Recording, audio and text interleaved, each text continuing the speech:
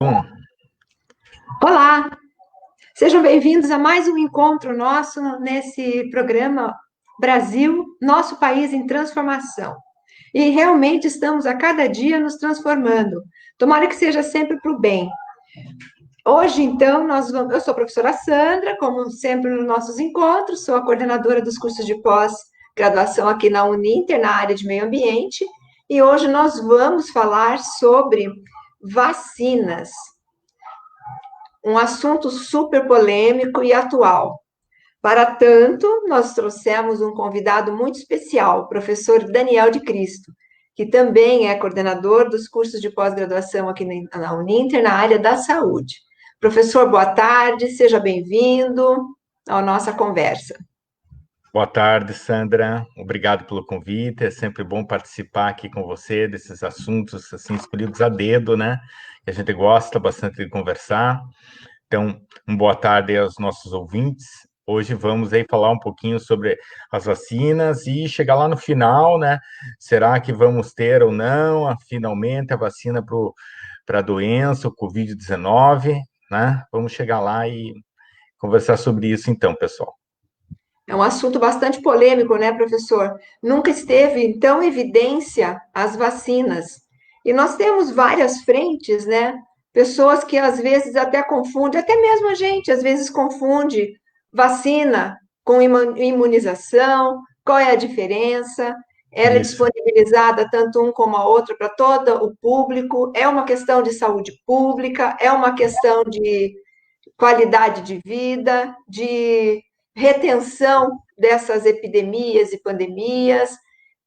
Também é um estímulo para a área científica e acadêmica estar em constante procura, em constante estudos, em constante busca do conhecimento. Então, poderia fazer assim uma breve diferenciação, professor?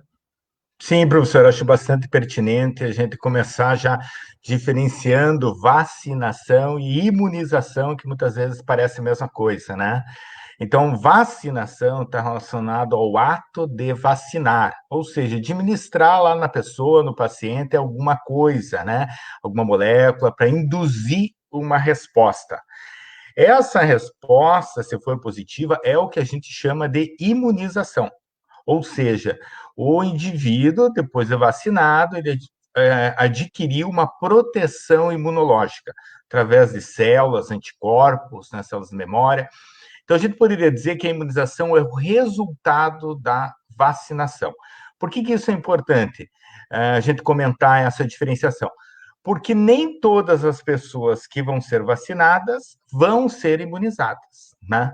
Então, infelizmente, é assim que funciona. Então, todas as vacinas passam pelos seus testes de eficácia para a gente ver aí a porcentagem da população que é efetivamente imunizada. Então, é interessante fazer essa diferenciação. Hoje aqui a gente não vai abordar por que algumas pessoas não são imunizadas, né? O exemplo clássico aqui para nós, profissionais da saúde, é da hepatite B.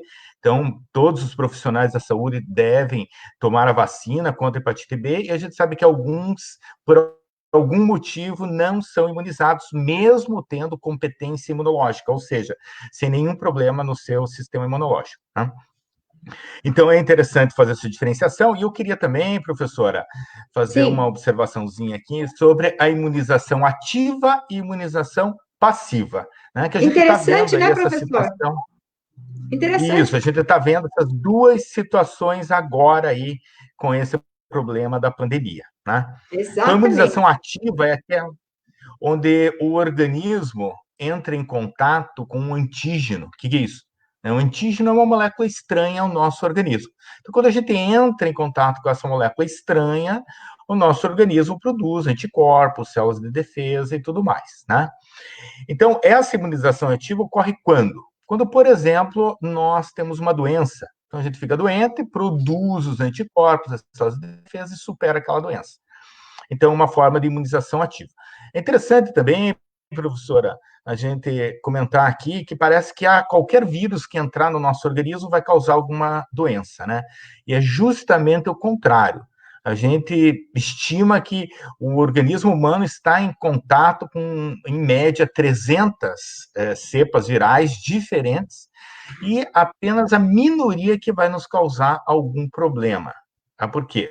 Porque a nossa resposta imune é eficiente, a gente controla a infecção e nem sentimos os sinais da doença. E uma outra forma de imunização ativa é através da vacinação, onde a gente recebe, então, alguma coisa lá do patógeno para desenvolver essa imunização. Então, esse é um dos grandes objetivos hoje em dia, né? A gente chegar numa vacina eficiente para a Covid-19. E eu quero também aqui comentar sobre a imunização passiva, porque ela também está sendo utilizada aí no tratamento da Covid, né? O que é a Exatamente. imunização passiva? É quando a pessoa já recebe a imunidade pronta, digamos assim, os anticorpos já estão prontos. E isso também ocorre de forma natural. Por exemplo, você aí recebeu anticorpos da sua mãe durante a gestação, os anticorpos da classe IgG. Durante a amamentação, nós recebemos os anticorpos da classe IgA, através do leite materno. Então, esse é um tipo de imunização passiva, porque a gente já recebe essa imunização pronta, né? E a gente pode ter essa imunização passiva de forma artificial. Como assim? Quando a gente recebe anticorpos que foram desenvolvidos em outro organismo, pode ser de origem animal ou de humanos mesmo. De origem animal, todo mundo já ouviu falar, é o que a gente chama os soros, soro antiofídico. Né? O que tem no soro antiofídico? Anticorpos que foram desenvolvidos por um animal, normalmente o cavalo, e esses anticorpos, então, vão neutralizar, por exemplo, um veneno de cobra. Né? Então, essa é uma imunização passiva artificial. E a gente está vendo atualmente a utilização do plasma de pacientes curados para a Covid-19 no tratamento de pacientes, né, professora? São os Exatamente. plasmas convalescentes, ou seja, de pessoas que tiveram a doença, se recuperaram, têm os anticorpos, esses anticorpos, então, eles são utilizados para o tratamento de doentes graves da Covid-19. Mas veja só, eu acredito que não tem ainda uma resposta exata ou uma resposta concreta do efeito positivo ou não deste novo tratamento ou dessa nova imunização, que é através do soro, né, da própria pessoa que já teve a doença ou já entrou em contato com a doença, alguma coisa assim, porque a doença é muito nova. Aqui no Brasil já está sendo feito esses estudos, professor? Sim, aqui no Brasil mesmo a gente tem dados bastante interessantes e positivos no tratamento dos pacientes, né? É interessante ressaltar que, claro, cada indivíduo é único, então alguns indivíduos produzem mais, outros produzem menos anticorpos. A gente vê isso em relação à doença, né? Cada um tem um comportamento diferente. É interessante também comentar sobre essa imunização passiva, que como ela não gera células de memória, ela não é duradoura, né? Ela é temporária, dura algumas semanas, o que no caso da Covid seria suficiente para o paciente superar a doença. Né? Então é interessante comentar isso. É muito Né? boa essa informação, porque a gente tem a ideia de que uma vacina ou uma imunização, ela dura para sempre. E, na verdade, não. Dependendo, acho que eu imagino, quem vai poder explicar melhor é o senhor, é, eu imagino que a imunização, no caso, por isso que a gente faz, vamos supor, 3 doses de determinada doença, Isso. 2 doses, a cada Isso. quantos anos, isso Tá. tem a correlação, não tem, professor? Sim. E é Aí nesse importante que caso, é, esse caso que você está citando, professor, é o caso de imunização ativa, né? Que a Ah, tá. pessoa recebe o patógeno ou um pedacinho dele, como a gente vou comentar aqui, para desenvolver os anticorpos e células de memória. No caso da imunização passiva, o tratamento com o plasma convalescente, a pessoa já recebe os anticorpos prontos. E esses anticorpos, mais cedo ou mais tarde, dentro de algumas semanas, acabam desaparecendo do organismo da pessoa. Então, tudo isso está sendo avaliado no desenvolvimento da vacina, né? Se vai ser dose única ou não, qual é o pedacinho lá do vírus, né? Ou se vai ser o vírus íntegro. Então, tudo isso está sendo desenvolvido, por isso que a gente tem aí uma série de projetos que estão trabalhando no desenvolvimento da vacina para o Covid. E as vacinas são bastante eficientes, né, professor? Dentro do quadro nacional e mundial, a vacina é muito importante.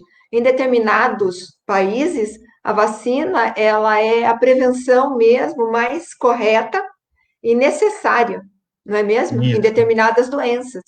Sim, professora Sandra. Para ilustrar essa sua colocação, eu gostaria só falar um pouquinho do histórico das vacinas, de onde a gente saiu, onde a gente chegou, para não deixar Exato, dúvidas quanto eficiência, segurança, porque a gente tem escutado muita besteira sobre isso, é infelizmente, né? verdade.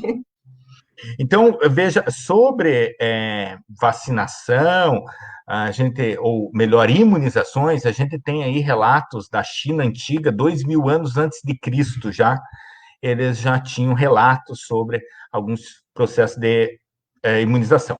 Mas, assim, o grande marco da vacinação mesmo vem lá do final do século XVIII, quando o médico inglês Edward Jenner, ele observou o seguinte, que algumas mulheres ordenhadoras que trabalhavam ali na ordenha do gado, elas acabavam contraindo uma doença que estava presente no gado e muito semelhante à varíola humana.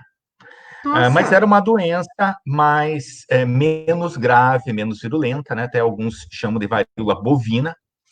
E essas mulheres, então, se recuperavam da doença e se tornavam imunes à varíola bovina e também, curiosamente, à varíola humana. Naquela época eles não sabiam, mas hoje a gente sabe, porque provavelmente os dois vírus eram muito parecidos. Né? Muito bem. O que esse médico fez a partir dessa observação? Ele pegou material dessas lesões da varíola bovina e inoculou no braço de um menino de 8 anos. Inoculou quer dizer o quê? Administrou no braço desse menino. Na época, parecia uma loucura, né? Mas esse realmente. procedimento resultou do quê? O menino produzir anticorpos contra a varíola humana, assim como as ordenhadoras também tinham produzido. E como esse termo, né, vacinos, dentro do latim, está relacionado com vaca, esse termo é que deu origem ao termo vacinação, que a gente usa até hoje. Né? Que interessante, Então, professor. sim, desse experimento histórico, professora Sandra, eu quero chamar a atenção aqui para dois aspectos interessantes. Né? O primeiro é essa questão. O vírus que infectou um animal, as vacas, infectou o humano. Né? Como que isso acontece? Isso acontece o tempo todo. Na natureza, a gente vê isso acontecendo. Foi o que aconteceu com o coronavírus, né, que migrou lá de algum mamífero lá da China para os humanos. E a gente já viu isso acontecer com H1N1, que é a gripe suína. Né? Antes do surto da gripe suína, a gente teve a gripe aviária, a gente sabe do HIV, que migrou de primatas para humanos. Então, essa migração do vírus de animais para humanos, isso acontece o tempo todo. Né? Não foi agora com o coronavírus. E sobre a eficiência das vacinas, que Sim. serve de exemplo, então, este caso do Edward Jenner, que desenvolveu a primeira vacina aí, e se ela é eficiente ou não, é só a gente olhar o nosso ambiente. O vírus na varíola foi extinto da natureza pelo processo de vacinação. Ou seja, né, não existe dúvida quanto à eficiência. Hoje a gente tem aí o vírus da varíola apenas em alguns laboratórios, mas ele foi eliminado da natureza pelo processo de vacinação. E é isso que a gente observa, professora Sandra, com outros casos também. Por exemplo, poliomielite. O pessoal mais novo pergunta ao pessoal mais antigo, para os seus avós, se a poliomielite foi ou não foi um problema. Foi um problema durante muitos anos. Muitos E a anos. gente e muitos anos. E a gente está há décadas sem ter nenhum caso aqui no Brasil devido ao programa de vacinação. Tá? E para ilustrar, por último, professora, essa questão da eficiência, serve como exemplo o sarampo. Né? O Exatamente. sarampo a vacinação é muito eficiente, tanto é que a gente ficou muitos anos sem ter nenhum caso de sarampo, e agora a gente está tendo alguns casos de sarampo, por quê? Porque existe uma diminuição no processo de vacinação. Algumas pessoas têm receio, a gente É a escutou resistência, né, professora, uma à vacinação. resistência, exatamente, né, professora? Então, isso daí deixa bem claro sobre a eficiência das vacinas, né? Que elas funcionam? Funcionam. Agora, uma outra questão é a segurança, isso que deixou algumas pessoas em dúvida. Exatamente.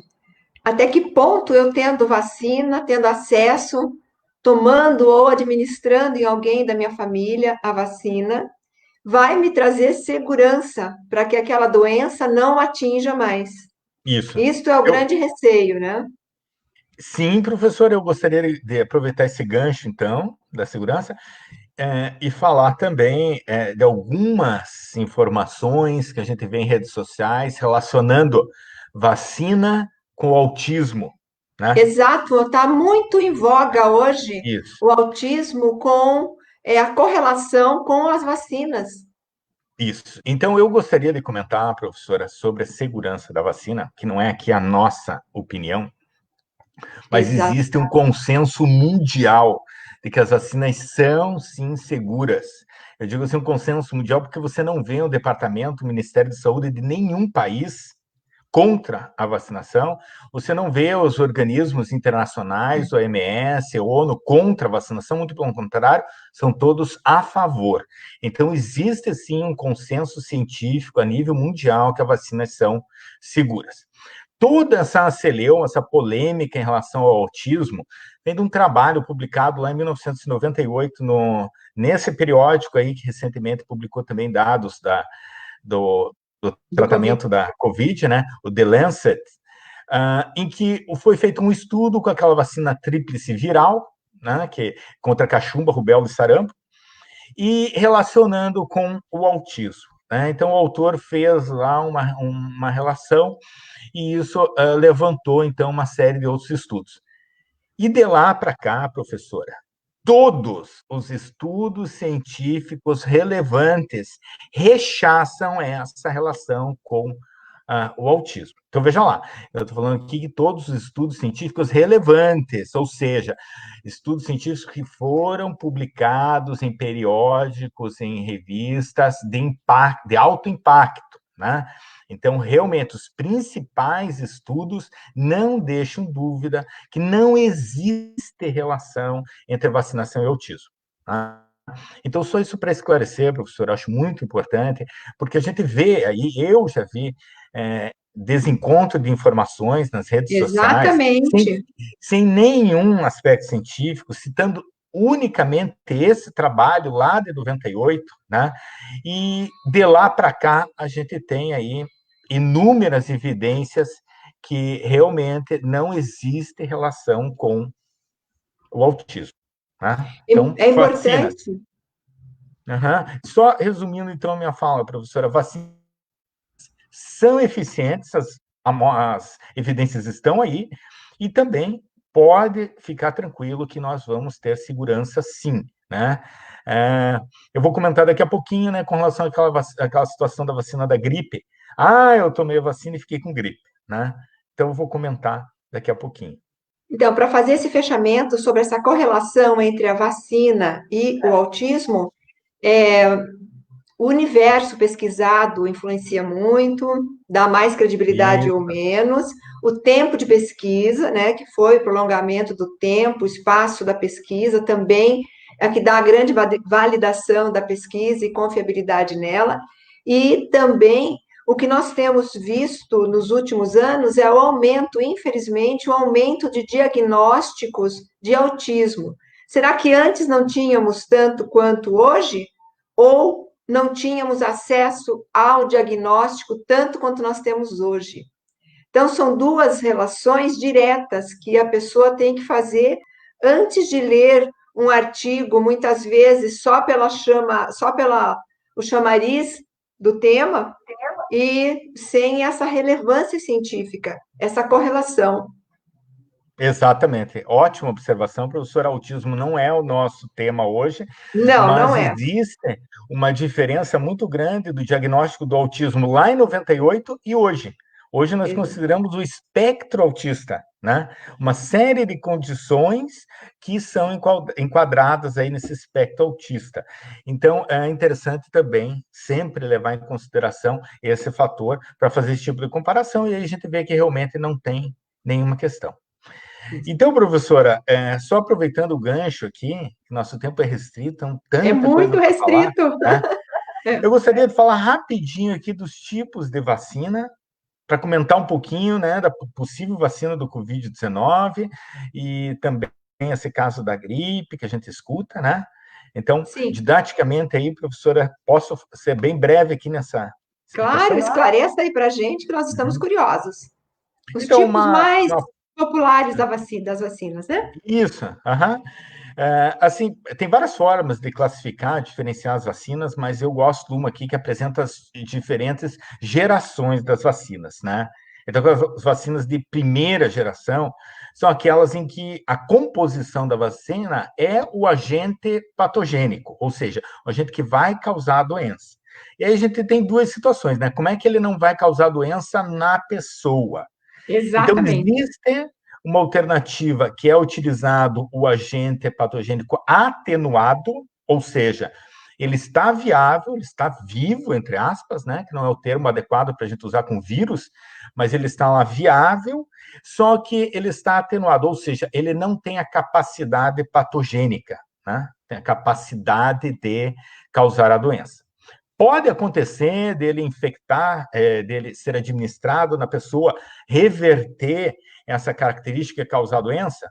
Pode, né? Qual é a chance disso acontecer? É muito, muito pequena, né?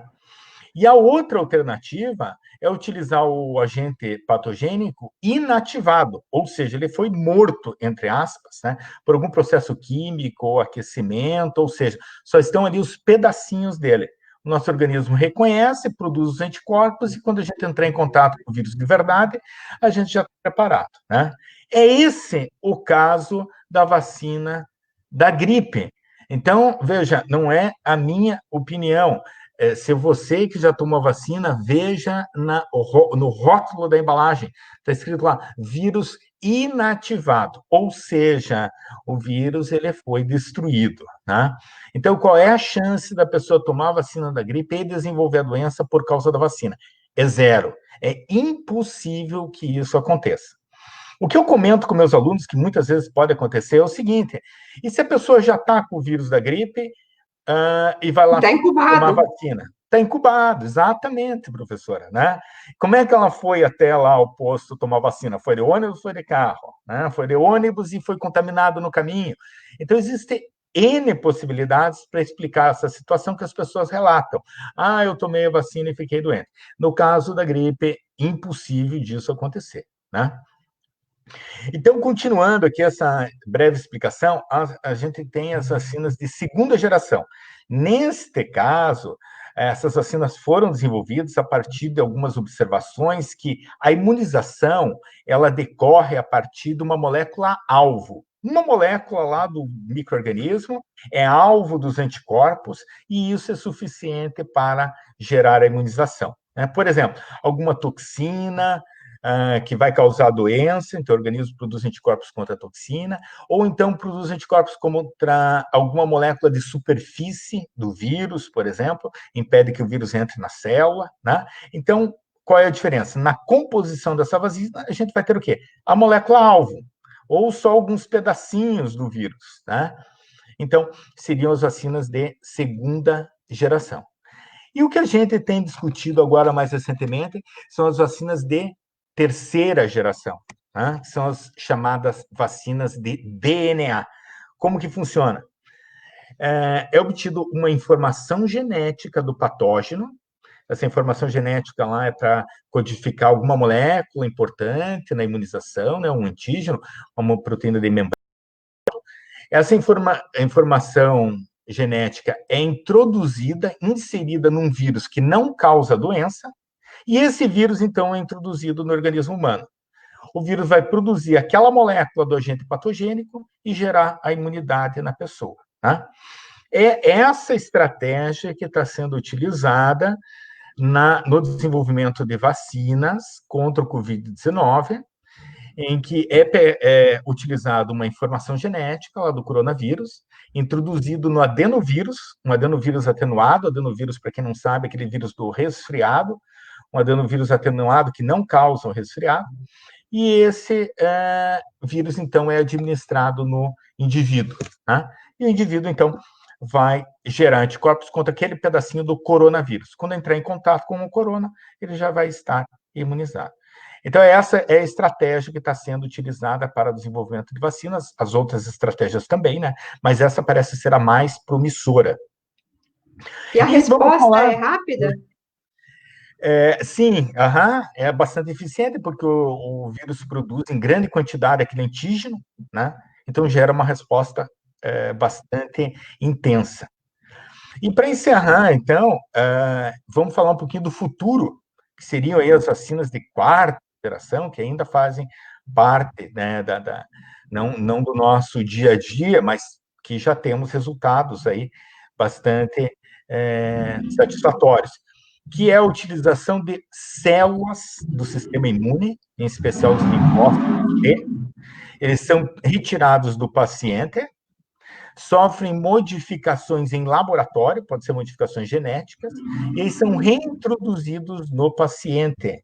E essas células estão preparadas para combater aquele patógeno, né? Então, aí foge de tudo que a gente falou aqui agora, de introduzir no paciente o vírus, um pedacinho do vírus, alguma... não. Né? Aí eles são tiradas as células do sistema imune, modificadas para combater aquele patógeno. Essa estratégia já está sendo utilizada com sucesso para o tratamento de alguns tipos de leucemia.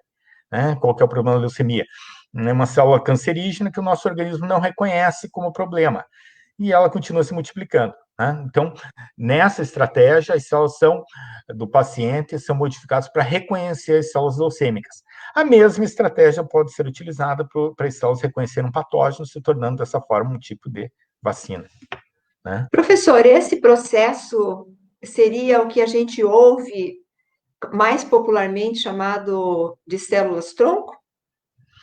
Não, professora. Não, esse tratamento não é.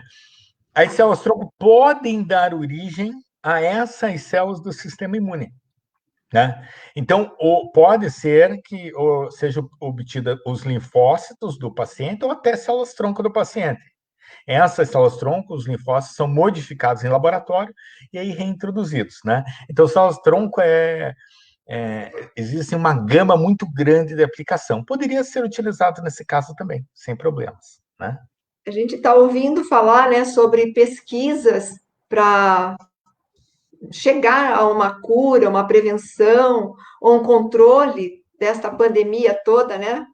A pandemia já é mundial mesmo. E as células-troncos, vacinas, por soro, por todos esses processos tão bem explicados pelo que o senhor fez hoje durante a fala, né? E eu espero que cada dia mais esses cientistas e toda a comunidade acadêmica e também os voluntários, né? Que são grupos de voluntários que já estão se mobilizando para participar, que seja um marco, na verdade, do bem-estar e desse corte, dessa ruptura, dessa contaminação pandêmica, né? Isso é um problema sério, né, professor? Sim, eu gostaria de fechar a fala, então, falando da vacina do Covid-19. Isso, né? Mesmo. Então, eu diria que é praticamente certeza que a gente vai ter a vacina, porque nunca na história da humanidade tantos grupos, tantos projetos com o mesmo objetivo, né? A gente tem mais de 140 projetos desenvolvendo as vacinas de todas as gerações que nós falamos aqui, né? Vou só explicar rapidinho por que demora tanto, né, professora? Porque a vacina é produzida em laboratório, ela tem que ser testada em animais, em células, aí tem os testes clínicos de primeira fase, em que testam a dose, a via de administração, os testes de segunda fase, em que testam a segurança, ou seja, a vacina é administrada num grupo pequeno de pessoas, de 100, 200, 300 pessoas, e é verificado se tem algum efeito adverso, se causa algum problema. Se a vacina tem segurança, aí vai para a fase clínica, a terceira fase, né, de testes clínicos, que é essa que o Brasil vai participar em conjunto com a Universidade de Oxford e a multinacional AstraZeneca.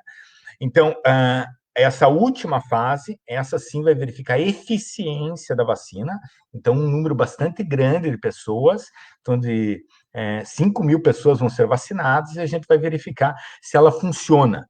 Teoricamente, os testes de segurança já foram feitos e a vacina é realmente segura. Agora vamos ver se ela realmente é eficaz. Uma vez sendo eficaz, o Brasil ele tem prioridade na produção dessa vacina por um custo bastante acessível e o mais importante, a transferência da tecnologia. A gente vai poder usar essa tecnologia para produzir outras vacinas. Então, professora, a perspectiva é muito boa, um futuro aí bastante iluminado, só que mesmo dando tudo certo, a gente prevê aí que a vacina pode ser disponibilizada aí para a população só lá pelo final do ano, né?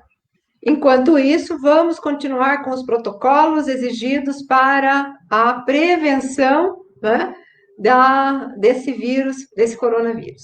Professor, quero imensamente agradecer a sua participação, todo esse seu conhecimento maravilhoso. Com certeza foi uma fala de muito proveito. Muito obrigada. Obrigada a todos que estão nos ouvindo, que nos ouviram. Obrigada, professor. E até a próximo encontro nosso. Obrigado, professora. Também agradeço a oportunidade, essas conversas, sua participação aí sempre brilhante. Gosto muito desses nossos encontros. E é isso aí. Mando um abraço aí para todos os ouvintes e qualquer dúvida, estamos à disposição.